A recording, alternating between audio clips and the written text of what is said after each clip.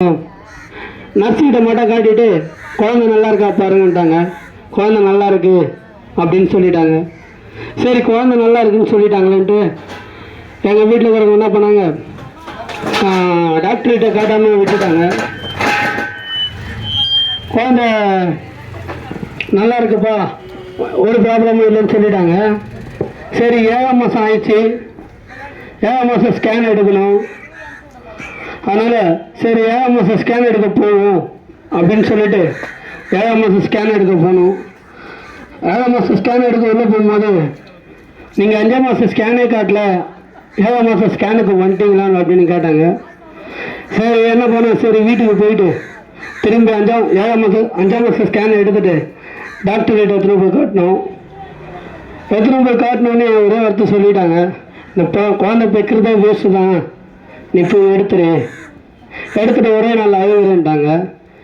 மூக்குக்கு மூணு கட்டு ஒரு தண்டு வளரல. தண்டு வளர்றதுனால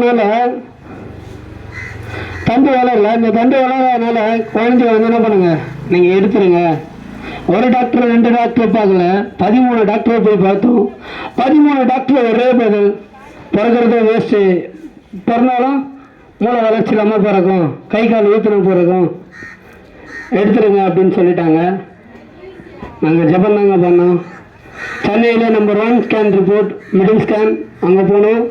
அங்கே போனதுக்கு பாப்பா லேபுக்கு கேட்டாங்க, லேபுக்கு கொடுத்துருங்க, நீங்கள் எடுத்து வேஸ்ட்டாக போகிறத விட குழந்தைய லேபுக்கு கொடுத்துருங்க, நாங்கள் லேபுக்கு யூஸ் பண்ணிக்கிறோன்னு சொன்னாங்க. தேவன் வைத்த நம்பிக்கை ஒரே வார்த்தை, நாங்கள் ஆராதிக்கிற தேவன் என்னை கைவிட மாட்டார்னு ஒரு வார்த்தை சொல்லிட்டு வந்துட்டேன். இன்றைக்கி பார்த்தீங்கன்னா என் குழந்தை அழகாக சூப்பராக எந்த ஒரு குறையில்லாத போட்டிக்கு என் ஆண்டவராகி இயேசு கிறிஸ்து நாளில் என்னை சாட்சியாக நிற்க வைத்திருக்கிறாரு. எத்தனையோ டாக்டர்கள் கைவிட்டாங்க, ஆனாலும் பரம டாக்டர் இயேசு கிறிஸ்து கைவிடலை. மேலும் சொல்லுது, இப்படியா சங்கீதம் 50:15 சொல்லுது, ஆபத்து காலத்தில் என்னை நோக்கி கூப்பிடு, நான் உன்னை விடுவிப்பேன், நீ என்னை